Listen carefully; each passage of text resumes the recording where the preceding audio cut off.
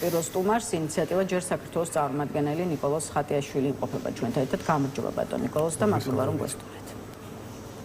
ბატონ ნიკოლოზ, მოდით ვიდრე საქართველოზე ვისაუბრებდეთ გლობალური პროცესებით და კარგი ამბით დავიწყოთ, რომელიც ევროპიდან მოდის. ევროკავშირი საბოლოოდ უკრაინისთვის 90 მილიარდი ევროს სესხის გამოყოფასა და რუსეთის წინააღმდეგ სანქციების მეოცე პაკეტზე შეთანხმდა. აღნიშნოს საკითხს, როგორც ვიცით, აქამდე უნგრეთი და სლოვაკეთი ეწინააღმდეგებოდნენ და მათი თანხმობის წინაპირობად დრუჟბას ნავთობსადენის აღდგენას ასახელებდნენ. უკრაინამ ნავთობსადენი აღადგინა და აი სესხზეც მხარდაჭერა შედგა. დიდი ხნის ნანატრი გადაწყვეტილება იქნა მიღებული უკრაინასთან მიმართებაში. ევროპა წარმატებას აღწევს, როცა ერთიანიაო ეს თავად ევროპელი პოლიტიკოსების შეფასებაა. რამდენად კარგი დღე იყო გუშინ უკრაინისთვის, ახლა უკვე თქვენ გითხარით, რამდენად ცუდი დღე ქონდა რუსეთს და რაც ასევე საინტერესოა, რამდენად შეგვიძლია ვთქვათ, რომ იწყება უნგრეთის შემოbrunება. მოგესალმებით, პირველ რიგში მივესალმებით თქვენს მაყურებელს და მადლობა გადაცემაში მოწვევისთვის. თქვენ სწორედ აღნიშნეთ ევროპის ერთიანობასთან დაკავშირებით, ნამდვილად ბოლო ერთი თვის განმავლობაში ძალიან პოზიტიური ნაბიჯები გადაიდგა იმისთვის, რომ ევროპა გაერთიანებულიყო და სტრატეგიულად წინ წასულიყო. მოგეხსენებათ, უნგრეთის არჩევნებმა ძალიან მნიშვნელოვანი როლი ითამაშა ევროპის ერთიანობის კონტექსტში და ამის ნათელი მაგალითიც არის ეს გადაწყვეტილება უკრაინის სესხთან დაკავშირებით. მე ვერ ვიტყოდი, რომ მხოლოდ დრუჟბის მილსადენის ბრალიც იყო, ხა მან რეალურად ჩვენ ვიცით, რომ სხვა მიზეზებიც არსებობდა, რის გამოც ვთქვათ, უნგრეთი ბლოკავდა განსაკუთრებით რუსეთის კონტექსტში, თუმცა უკრაინისთვის ამ დახმარებას ამ სესხს ძალიან დიდი მნიშვნელობა ექნება გრძელვადიან პერსპექტივაში და შესაბამისად ამას ძალიან ზოგადად ეს დადებითად იმოქმედებს პროცესებზე. ჩვენ ნახეთ, რომ უშუალოდ უკრაინის ფრონტზე გარკვეულწილად იცვლება ვითარება. უკრაინამ მოახერხა ბოლო წლების განმავლობაში, რომ ტექნოლოგიური უპირატესობა მიიღო რუსეთთან მიმართებით იგივე დრონებთან დაკავშირებით. ასევე გასათვალისწინებელია ის გარემო, რომ უკრაინის სამხედრო წარმოება მნიშვნელოვნად იზრდება და შესაბამისად ის სამხედრო დახმარება, რომელზეც დამოკიდებული იყო მეტწილად უკრაინა თავის დასავლეთ პარტნიორებზე, დღეს უკვე ხდება ნელ-ნელა ჩანაცვლება და უკვე დაახლოებით თუ არ ვცდები 50% ადგილობრივი წარმოება არის, რაც ამარაგებს უკრაინას. ეს არის ძალიან დადებითი ტენდენცია ზოგადად უკრაინის კონტექსტში. ეს ასევე აღიარებულ იქნა იგივე ამერიკის შეერთებული შტატების მიერ, რომ უკრაინამ შეძლო ტექნოლოგიური გარღვევა და რიგ შემთხვევებში განვითარებულ ქვეყნებსაც აჯობა გარკვეული სამხედრო ტექნოლოგიებით და გრძელვადიანად ეს ნიშნავს, რომ ამას არა მხოლოდ სამხედრო უპირატესობა და სამხედრო ბენეფიტები ექნება უკრაინისთვის, არამედ ამას ეკონომიკური დატვირთვაც ექნება, იმიტომ რომ როგორც ცნობილი არის, მიმდინარეობს მოლაპარაკებები სხვადასხვა დასავლურ ქვეყანასთან ახალი ერთობლივი სამხედრო საწარმოების შექმნასთან დაკავშირებით და ეს პოზიტიური დინამიკა ზოგადად კარგად ისახება უკრაინის სამომავლო გეგმებზე. რაც შეეხება რუსეთის კონტექსტს, ჩვენ ხედავთ, რომ რაც დრო გადის რუსეთი უფრო მეტი პრობლემის წინაშე დგება. ეს სესხიც რა თქმა უნდა გააძლიერებს უკრაინას და დაასუსტებს რუსეთს. რუსეთის ეკონომიკური პრობლემები იმდენად დიდია, რომ უკვე პროპაგანდისტებიც და დუმის დეპუტატებიც ღიად საუბრობენ გამოწვევებზე. აი დღესაც თუ არ ვცდები, დღეს თუ გუშინ კომუნისტური პარტია გამოდიოდა დუმაში და საუბრობდა იმასთან დაკავშირებით, რომ რუსეთი შეიძლება 1917 წლის მოვლენებს მიუახლოვდეს და ეკონომიკურ კოლაფსამდე მივიდეს. აქედან გამომდინარე, ხა ჩვენ მივიღეთ ისეთი მოცემულობა, როდესაც დრო მუშაობს უკვე რუსეთის წინააღმდეგ, თუ ვთქვათ, ეს რამდენიმე წლის წინ სხვანაირად მიმდინარეობდა. აქედან გამომდინარე, ეს ძალიან დადებითი ტენდენცია მიმდინარეობს და ბატონ ნიკოლოზ, თვითონ ევროკავშირში გადაწყვეტილების მიღების პრობლემაზეც მინდა ჩაგკითხოთ. ახლა ვიქტორ ორბანი კი წავიდა, თუმცა ბულგარეთის ხელისუფლებაში მოვიდა პრორუსი მმართველი, ახლახან ჩატარებულ არჩევნებს კი მოხდა კითხვა, ხომ არ შეიძლება ბულგარეთი ევროკავშირისთვის გახდეს უნგრეთი და ორბანი ორბანი ორი. ეხლა ანალიტიკოსთა მხრიდან კი ვისმენთ, ყოველ შემთხვევაში ანალიტიკოსთა უმრავლესობა გამორიცხავს, რომ ბულგარეთისგან ორბანის უნგრეთი მივიღოთ, თუმცა მაინც რჩება კითხვა, თუ კი თქვათ უნგრეთს და ორბანს შეეძლო პრობლემების შექმნა ევროკავშირისთვის, რატომ არ გააკეთებს ამას რუსეთისადმი ასევე ლოიალურად განწყობილი ბულგარეთის ახალი ხელისუფლება. როცა ის უფლებამოსილების შესრულებას ოფიციალურად დაიწყებს. ხომ არ არის შესაბამისად გადაჭარბებული საუბარი იმაზე, რომ ევროკავშირს შეუძლია იყოს მშვიდად, რომ სანერვიულო არაფერი აქვს და შეუძლია მოკლედ მშვიდად ისუდგოს. ზოგადად პროგნოზების გაკეთება თანამედროვე გეოპოლიტიკურ სიტუაციაში ძალიან რთულია, მაგრამ ბულგარეთის კონტექსტში მე ნამდვილად არ დავსვამდი ტოლობის ნიშანს უნგრეთთან, იმიტომ რომ ორივე кейსი არის რადიკალურად განსხვავებული. თქვენ მოგეხსენებათ, რომ შედარება რო გავაკეთოთ უნგრეთს და ბულგარეთს შორის, ხო? ორბანის რეჟიმი 16 წლის განმავლობაში სტაბილურად მართავდა ქვეყანას და შესაბამისად შიდა პრობლემები არც ისე არ იყო იმ დონის, როგორიც ეს დღეს არის ბულგარეთში და ბულგარეთში ჩვენ ვნახეთ, რომ დაახლოებით 8 არჩევნები ჩატარდა ბოლო 5 წლის განმავლობაში და რეჟიმი არ იყო სტაბილური. დღეს ბულგარეთში გამარჯვებულმა ძალამ მოახერხა უმრავლესობის მიღება და ეხლა აქვს შანსი, რომ მოახდინოს გარკვეული სტაბილიზაცია და ბულგარეთი გამოიყვანოს აი ამ ჩაკეტილი წრიდან, რომელიც ბოლო 5 წლის განმავლობაში ქვეყანაში მიმდინარეობდა. ამ პროცესის წარმართვას ესაჭიროება იმ პრობლემების გადაჭრა, რის პრობლემების წინაშეც იდგა ბულგარეთის წლების განმავლობაში. ეს იყო კორუფცია, ეს იყო სასამართლო სისტემა, ეს იყო დემოკრატიული გამოწვევები და ასე შემდეგ. აქედან გამომდინარე, ყველა ეს რეფორმა რო გადაიჭრას, ამ პროცესში სასწრაფოდ მნიშვნელოვანი არის ევროკავშირის ჩართულობა და მათ შორის ევროკავშირის დაფინანსება.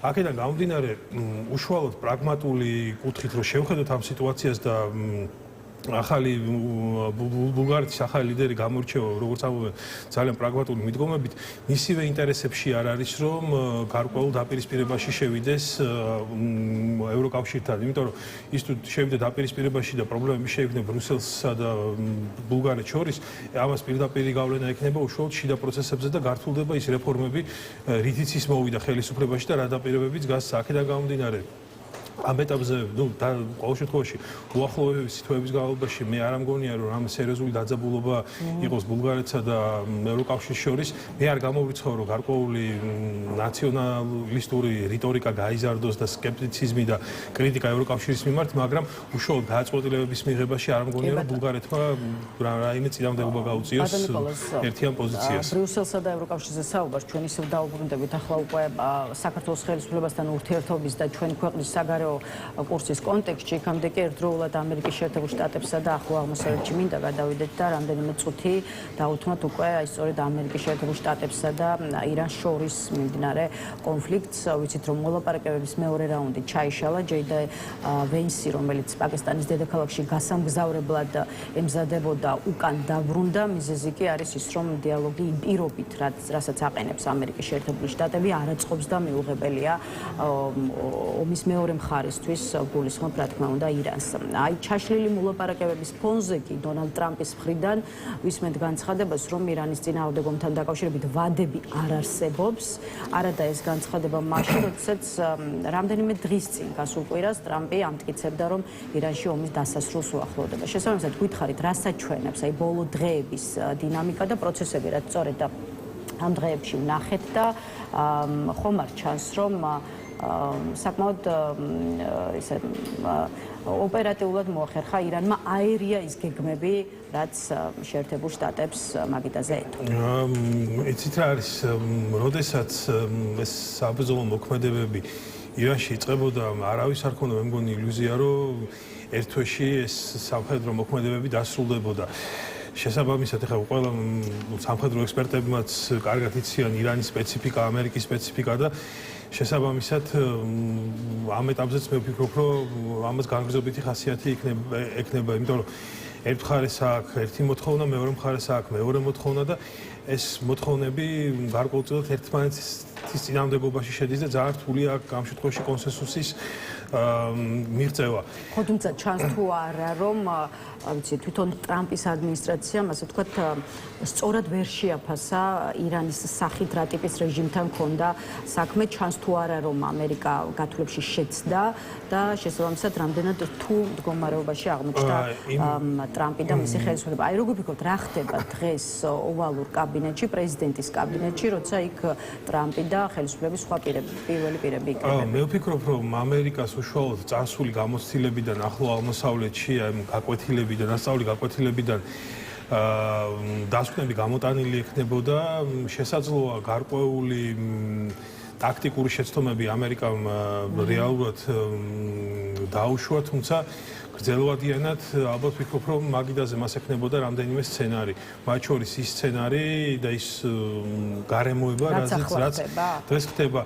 ჩვენ ნახეთ, ამერიკა ისევ ახდენს გარკვეულ სამხედრო მობილიზებას ახლო აღმოსავლეთში, იგივე სამხედრო თვითმფრინავების, სამხედრო თქვათ შეიარაღების და სხვა ტექნიკის მიმართულებით და ჩანს იმის მზაობა, რომ ამერიკა შეუძლია ჩვეულებრივად გააგრძელოს საბრძოლო მოქმედებები, სანამ ამის საჭიროება დადგება. მე არ მაქვს ილუზია, რომ ეს კონფლიქტი დასრულდება რაღაც ერთ კვირაში, ორ კვირაში ან ერთ თვეში, ამას რა თქმა უნდა გაგრძელება ექნება, თუმცა მე ვფიქრობ, რომ თუ ვერ მოხერხდება რაიმე სახის კონსენსუსის მიღწევა, ეს კონფლიქტი მიიღებს ეგრეთ წოდებული გამოფიტვის რეჟიმში გადავა და საბოლოოდ მიმართული იქნება იმისთვის, რომ რეჟიმის შიდარღვევა მოხდეს და ამ ხრივ შეიცვალოს სიტუაცია, იმიტომ რომ ეხლა ვიცით, რომ ამ კონფლიქტში ისრაელის ჩართული არის და ამერიკას და ისრაელს განსხვავებული პრიორიტეტები და მიზნები აქვთ ირანის კონტექსტში. ხა ამერიკისთვის მნიშვნელოვანი არის პირველ რიგში ამ ეტაპზე ჰორმუზის სრუტის გახსნა, ასევე მისი სტრატეგიული მოკავშირეების უსაფრთხოება ახლო აღმოსავლეთში. ხოლო ისრაელის პრიორიტეტი არის უშუალოდ რეჟიმის ცვლილება, იმიტომ რომ ირანის რეჟიმი წარმოადგენს ისრაელისთვის ეგზისტენციალურ საფრთხეს. აქედან გამომდინარე, პრიორიტეტები განსხვავებულია, თუმცა ისრაელიც და ამერიკის შეერთებული შტატებიც ვფიქრობ, რომ მზად არის ამ კონფლიქტის გაგრძელებისთვის, მაგის რესურსი ნამდვილად აქვთ მაგათ და ალბათ უფრო თუ ვერ მოხერხდა რაიმე სახის შეთანხმების გაფორმება, ის შეთანხმებაც თუ გაფორმდება, ბევრი კითხვა იქნება მის რეალურ აღსრულებასთან და ეფექტურობასთან დაკავშირებით, იმიტომ რომ ჩვენ ნახეთ დროებითი ზავი, როდესაც შეწყდა სამხედრო მოქმედებები, მაგრამ მაინც რაღაც იბომბებოდა ეს დრონების თადავს ხდებოდა და ასე შემდეგ და აქედან გამომდინარე, რომ დაიდოს ეს ხელშეკრულება, მე არ ვფიქრობ, რომ ეს იქნება ეფექტური და რაიმე სახის მნიშვნელოვან ტექტონიკურ ცვლილებებს გამოიწვევს, თუმცა თუ ვერ გაფორმდება, მაგის რესურსიც არსებობს, რომ ეს კონფლიქტი გაგრძელდეს სანამ საჭიროება იქნება. ბატონ ნიკოლოზ, ევროპის ქვეყნებზეც, იმიტომ რომ ტრამპის მოწოდებასა და მცდელობაზე ირანის კონფლიქტში ამერიკის შეერთებულ შტატებს მიიღო მათი მხრიდან კონკრეტული სახის დახმარება, ევროპული წამყვანმა ევროპულმა ქვეყნებმა უარი თქვეს, ტრამპი რომ გაბრაზებულია, ეს ახალი არ არის, თუმცა ახალია ის, რასაც დასავლური მედია წერს, მაგალითად აი პოლიტიკოს ინფორმაციით, თეთრმა სახლმა ნატოს კარგი და ურჩი ქვეყნების სია შეიმუშავა, შტატები აპირებს მათთან ურთიერთობების გადახედვას ომის დასრულების შემდეგ. აი როგორ ფიქრობთ, როგორ გადალაგდება ამერიკის შეერთებული შტატების ურთიერთობა ევროპის წამყვან სახელმწიფოებთან, აი სწორედ მას შემდეგ, რაც ირანში ომი დასრულდა. იცით რა არის ასეთი ტიპის რიტორიკა ჩვენ პირველად არ გვესმის ამერიკის შეერთებული შტატებისგან, იგივე ერთი თვით უკან თუ გადავინაცვლებთ ამ კვირებით უკან, ჩვენ ხედავდით, რომ ტრამპის რიტორიკა მიმართული იყო იმისკენ, რომ თქვათ ამერიკის შეერთებული შტატები აპირებს ნატოდან გამოსვლას, იმიტომ რომ მისი წევრები მას არ ეხმარებიან. შესაბამისად, ამ შემთხვევაშიც მე ვფიქრობ, რომ ამას ეს მხოლოდ და მხოლოდ რიტორიკის დონეზე იქნება, შესაძლოა რაღაც დაძაბულობა მოხდეს ამერიკასა და კონკრეტულ ნატოს ქვეყნებს შორის, მაგრამ არ ამგონია არსებითი ცვლილებები მოყვეს ამ ყველაფერს. მე ვფიქრობ, რომ ამ ეტაპზე ეს არის მხოლოდ და მხოლოდ რიტორიკა და მიმართულია იმისთვის, რომ გარკვეული გავლენა მოახდინოს ზოგიერთ ქვეყანაზე, რომ მეტად გააქტიურდნენ, რაც ჩვენ არაერთხელ გვინახავს იგივე ბოლო ერთი წლის განმავლობაში, არა მხოლოდ ირანის კონტექსტში, არამედ ზოგადად ეხლა იგივე ტრამპის რიტორიკა რო ავიღოთ ნატოს ხარჯებთან დაკავშირებით, ხო ჩვენ ვნახეთ მაშინაც ტრამპი განცხადებები მიმართული იყო იმისკენ, რომ თუ თქვა ქვეყნები არ გაძლიერდნენ თავის თავის ხარჯებს ნატოში, მაშინ ამერიკა დატოვებს ნატოს და შემდეგ ამ ქვეყნებმა მიიღეს გადაწყვეტილება და დაიწყეს თავისი სამხედრო ხარჯების გაზრდა და ამ შემთხვევაში ალბათ აქეთკენ იქნება ეს რიტორიკა მიმართული, რომ გარკვეული გავლენა მოხდეს ამას. ადო ნიკოლოზ, არაერთი სერიოზული პრობლემა აქვს ნამდვილად მსოფლიოს, თუმცა პრობლემები არ აკლია არც ჩვენს ქვეყანას, ამიტომ მოდით ახლა იმ გამოწვევებზე ვისაუბროთ, რის წინაშეც არის სწორედ და საქართველოს, რის წინაშეც ჩვენი ქვეყანა დგას. პირველ რიგში კი ქართული ოცნების საგარეო პოლიტიკა და ბრიუსელთან ურთიერთობა, კაია კალასის მიერ ორი დღის წინ ევროკავშირის საგარეო საქმეთა მინისტრების შეხვედრის შემდეგ გაკეთებული განცხადების გამო, რომ საქართველოს კურსი უნდა შეიცვალოს. გაკვირვებულია მაკა ბოჭორიშვილი, ჩვენი ქვეყნის საგარეო საქმეთა მინისტრისთვის გაუგებარია, რა არ მოსწონს კაია კალას საქართველოს საგარეო კურსში და ციტატა მისი განცხადებიდან, საქართველოს არაფერი აქვს შესაძლებელი, რა არ მოსწონს ამ კურსში კაია კალას გაუგებარია, თუ ვინმე უნდა შეცვალოს დამოკიდებულება, ეს არის მხოლოდ ევროკავშირის ამჟამინდელი ბიუროკრატია, ასეთია მაკა ბოჭორიშვილის პასუხი. აი ხომ არ ახსნიდით საგარეო საქმეთა მინისტრისთვისაც და ზოგადად საზოგადოებისთვისაც, რა არის საქართველოს საგარეო კურსში შესაძლებელი და რა არის ის, რაც ევროპელ ლიდერებს ვერაფრით მოეწონებათ. იცით რა არის, როდესაც შენი ქვეყნის მთავარი პრიორიტეტი არის დასავლური ინტეგრაცია და საბოლოოდ ევროპის კავშირის და ნატოს წევრობა, ეს ძალიან კომპლექსური საკითხია და მოითხოვს მრავალმხრივი ნაბიჯების გადადგმას.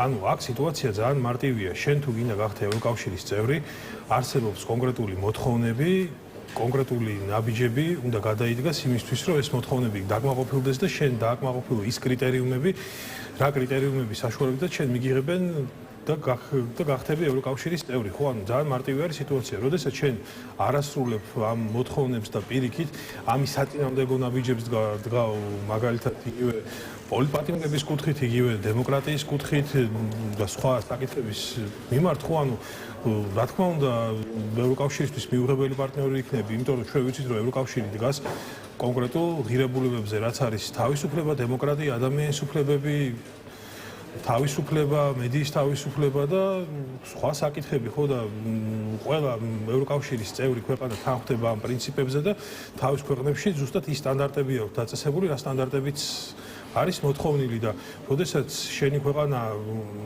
არათუ აკმაყოფილებს ამ სტანდარტებს, არამედ გავს ისეთ ნაბიჯებს, რომელიც უკან ხევს ამ კონტექსტში, ხო, ანუ ამ შემთხვევაში რა თქმა უნდა შეუძლებელი იქნება რაიმე სახის ევროკავშირის ინტეგრაციაზე საუბარი და რა თქმა უნდა ევროკავშირს არ მოეწონება, იმიტომ რომ როდესაც შენ ეუბნები, რომ მე შენთან მინდა შენი წევრი მინდა გავხდე და აკეთებს აპირისპიროს, რა ვიცი, მეგონი ლოგიკურიც არის ეს განცხადება და პოზიცია ვახსენე და მაკა ბოჭორიშვილი საგარეო საქმეთა მინისტრის გარდა ახლა უკვე იქნება საქართველოს ვიცე-პრემიერი, გახდა უკვე საქართველოს ვიცე-პრემიერი, ეს ერთ-ერთი გადაწყვეტილება, რომელიც მთავრობაში საკადრო გადაადგილების ფარგლებში მიიღო პრემიერ-მინისტრმა. არა და კიდევ ერთხელ ბოჭორიშვილის დაწინაურება იმ ფონზე, როდესაც საგარეო ველზე არც ისე კარგად გამოიყურება საქართველო, ხოლო ბრიუსელთან ქართული ოცნების ურთიერთობა არის ღრმად კონფრონტაციული. შესაბამისად, აი როგორ ფიქრობთ, რა საქმეებისთვის გამოუცხადა გუნდმა, ქართულმა ოცნებამ და პრემიერმა ირაკლი კობახიძემ მაკა ბოჭორიშვილს ნდობა კიდევ ერთ პოზიციას. საქართველოში ინსტიტუტები იმდენად დასუსტებულია დღეს, რომ ასეთი ტიპის დაწინაურებები, ვიცე-პრემიერის სტატუსის მინიჭება, ან რაღაც სხვა ტიპის დაწინაურება არ ამგონია, რომ არსებითაც ცვლიდეს რაიმეს და ამას მხოლოდ გარკვეულად ფორმალური სახე აქვს, იმიტომ რომ ჩვენ ვნახეთ, რომ ასევე ახალი სამინისტრო შეიქმნა, თქვა სხვადასხვა გადალაგებები ხდება კადრების მიხედვით, მაგრამ რეალურად ამას ინსტიტუციურ გაძლიერებაზე არანაირი გავლენა არ აქვს. გადაწყვეტილებები მაინც მიიღება იმ ფორმით, რა ფორმითაც აქამდე მიიღებოდა და აქედან გამომდინარე ასეთი ტიპის რაღაც ეგრეთ წოდებული დაწინაურებები, ხო, ანუ არ ამგონია, რომ რაიმე სახის მნიშვნელობას ატარებდეს და ეს მხოლოდ რაც ფორმალური ხასიათი არის ჩემი და ჩვენი გუნდის შეფასებით. კეთილი. აქედან გამომდინარე, ხო, ნუ. კარგი, რაც შეეხება ისევ კაია კალას და მის პოზიციას და განცხადებას მინდა დაუბრუნდეთ ქართული ოცნების ხელისუფლებისადმი კაია კალასის კრიტიკული განცხადებები, მხოლოდ იმით არ შემოფარგლულა, რაზეც უკვე კითხეთ ევროკავშირის უმაღლესმა წარმომადგენელმა 2 დღის წინ ლუქსემბურგში, როცა ევროკავშირის საგარეო საქმეთა მინისტრების შეხვედრა გაიმართა, კიდევ ბევრი რამ თქვა საქართველოს შესახებ, მათ შორის თქვა, რომ ევროკავშირი მხარს უჭერს ქართველ ხალხს, მაგრამ არა საქართველოს მთავრობას. ეს კი კიდევ ერთი განცხადება არის, გამოცის კრიტიკის ობიექტია ქართული ოცნების წარმომადგენლების მხრიდან, ისმის შეფასებები, რომ ბრიუსელი უხეშად ერევა საქართველოსში და საქმეებში და ისმის განცხადებები, რომ საბოლოო ჯამში ევროსტრუქტურების დღევანდელი ლიდერშიპის მიზანია საქართველოს ხელისუფლებაში ისეთი ძალის მოყვანა, რომლის მართვაც მოკლედ იქნება უფრო მარტივი. აი რა არის საქართველოსთან მიმართებაში თქვენი აზრით ბრიუსელის ძირითადი და მთავარი მიზნები და რა გზავნილია, როცა ევროკავშირის ხელმძღვანელობა მართლაც ქართულ ხალხს და საქართველოს ხელისუფლებას ერთმანეთისგან მიჯნავს. პირველ რიგში უნდა აღინიშნოს, რომ ზოგადად საქართველოს ევროკავშირში გაწევრიანება არა ვთქვათ რომელიმე მთავრობის პრივილეგია არის ან გადაწყვეტილება, არამედ ეს არის ჩვენი მოსახლეობის 80%-ზე მეტი ნება და ეს არის ჩვენი ისტორიული ადგილი. როდესაც ხალხის ნება მოითხოვს, რომ ჩვენ განვახორციელოთ პროდასალური კურსი და გადავდგათ ყველა ის ნაბიჯი, რომელიც დაგვაახლოვებს და მიგვიყვანს ჩვენ საბოლოო მიზნამდე, რაც არის ევროკავშირის წევრობა და ამის პარალელურად ქართული ოცნება ცდილობს ამ პროცესის შეჩერებას და განადგურებას, რა თქმა უნდა, ევროკავშირის მხრიდან ასეთი განცხადებები ჩვეულებრივი ამბავი არის, იმიტომ რომ წარმოიდგინეთ, ერთ მხარეს არის ქართველი ხალხის ნება, მეორე მხარეს არის ქართული ოცნების ქმედებები, რომელიც ამ ხალხის ნებას ასე ვთქვათ ბლოკავს, ხო და აქედან გამომდინარე ეს განცხადებები არის ჩვეულებრივი ამბავი და თუმცა თქვენ ახსენეთ ასევე რეჟიმის ცვლილებაც, ხო, ანუ ქართულ ოცნებას არაერთხელ ჰქონდა შანსი, რომ და ეხაც აქვს, რომ შეაჩეროს ის ნაბიჯები და გამოასწოროს, რაც მან დაუშვა ბოლო წლების განმავლობაში და დაუბრუნდეს კვლავ ევროკავშირის ინტეგრაციის გზას. ამაზე ევროკავშირმა არაერთხელ განაცხადა და კონკრეტული პირობებიც არსებობს და დათქმებიც, რისი შესრულების შედეგადაც საქართველო დაუბრუნდება ევროკავშირის გზას და ურთიერთობების გამოსწორდება. თუმცა სამწუხაროდ დღეს ამის პოლიტიკური ნება არ არსებობს ქართულ ოცნებაში და აქედან გამომდინარე ეს რიტორიკაც რაც მოდის ევროკავშირიდან ძალიან ბუნებრივი პროცესი არის, იმიტომ რომ ისინი ხედავენ ხალხის ნებას, რა თქმა უნდა ისინი ამას ხალხს უჭერენ, ევროკავშირი განიხილავს საქართველოს როგორც მნიშვნელოვან რეგიონულ მოთამაშეს და რა თქმა უნდა ბუნებრივია არ უნდა ევროკავშირის ბოლომდე ჩახერგოს ყველა გზა და დაკარგოს საქართველოს ბოლომდე. უკვე ევროკავშირის ელჩმა, რომ სწორედ ქართული ოცნების ნებაზე და ნაბიჯებზე იქნება დამოკიდებული დაუბრუნდება თუ არა საქართველოს ევროპისკენ, ევროკავშირისკენ მიმავალ გზას და სხვა შორის კრიტიკა ახლავს უშუალოდ საქართველოში ევროკავშირის ელჩის ამ განცხადებასაც და მოდით უფრო მეტი უთხრათ მაყურებლებს რა თქვა პაվել ჰერჩინსკიმ. საქართველოს გზა გასაყარზე დგას, საქართველოს მომავალი ჯერ არ დაწერილა, მაგრამ ის რაც მომავალ კვირებსა და თვეებში გადაწყდება, განსაზღვრავს ეკუთვნის საქართველოს ევროპული ქვეყნების ოჯახს, რომელიც დაფუძნებულია დემოკრატიაზე, კანონის უზენაესობასა და ადამიანის უფლებებზე, თუ სამწუხაროდ თავის ბნელ წარსულს დაუბრუნდება. ამ პოზიციის გამო ბარემ აქვე ამასაც გეტყვით, ბატონ ნიკოლოზ, ქართულ ოცნებაში ფიქრობენ, რომ ევროკავშირის ელჩი საგარეო საქმეთა სამინისტრომ გამოკითხვაზე უნდა განმარტებებისთვის უნდა დაიბაროს. პირველი რაც უნდა მოხდეს ევროკავშირის ელჩის დაბარება, კონკრეტული კითხვები უნდა დაისვას, ჩვენ მეგობრები გვჭირდება და არა ბატონები თითი დაუქნიონ ვისთვისაც დაუქნევიათ, სადაც გაზდით ესო აი დღეს გააკეთა მაგალითად კახა გალაძემის განცხადება. რამდენად არის ევროკავშირის ელჩის განცხადება საქართველოს ხელისუფლებისთვის ის დაქნევა და ხედავთ თუ არა საფუძველს საგარეო საქმეთა სამინისტრომ განმარტებები მოითხოვოს ევროკავშირის ელჩისგან. ხო, ну, ბოლო თვეების განმავლობაში ჩვენ არაერთხელ ვნახეთ ჩვენი მეგობარი ქვეყნების და სტრატეგიული პარტნიორების ელჩების დაბარება, იმ ქვეყნების ელჩების, რომლებსაც რეალურად საქართველოსთვის კარგი უნდა და რომლებსაც რეალურად წლების განმავლობაში საქართველოში დიდი რაოდენობის ინვესტირება გააკეთეს იმისთვის, რომ ქვეყანა განვითარებულიყო. პარალელურად ჩვენ ვხედავთ რეალურად ისეთი ქვეყნების ელჩების მხრიდან განცხადებებს, რომლებიც მართლაც იძულქნევენ და შეტევას ახორციელებენ ჩვენს სუვერენიტეტზე და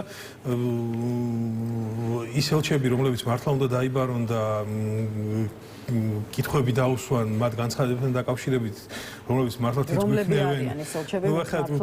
ალბათ მაყურებელი ხდება, რომ ელჩაც გულისხმობ ამ შემთხვევაში და ჩვენ ხედავთ პირიქით ის ელჩები, რომელიც უნდა დაიბარონ, ისე იბარებენ პირიქით, აკეთებენ ამას და იბარებენ ჩვენს და იბარებენ ჩვენს მეგობარ ქვეყნებს, რომლებსაც რეალურად ქვეყნისთვის კარგი უნდა, ქვეყნის განვითარება უნდა და უკვე აქვს გადადგმული ნაბიჯი ჩვენი ქვეყნის გაძლიერებისთვის. აქედან გამომდინარე ეს არ არის თითის დაქნევა, ეს არის უბრალოდ მითითება იმ პრობლემებზე, რა პრობლემებიც არსებობს საქართველოში, თუმცა ქართულ ოცნებას არ უნდა ამის გათვალისწინება და ამას აღიქვავს არა როგორც მეგობრულ რჩევას და თქვათ, არამედ როგორც პირიქით რაღაც მუხარას და თითის დაქნევას. მადლობა ბატონ ნიკოლოზ სტუმრობისთვის და თქვენი პოზიციების გაზიარებისთვის. ნიკოლოზ ხატიაშვილს ვემშვიდობებით. ახლა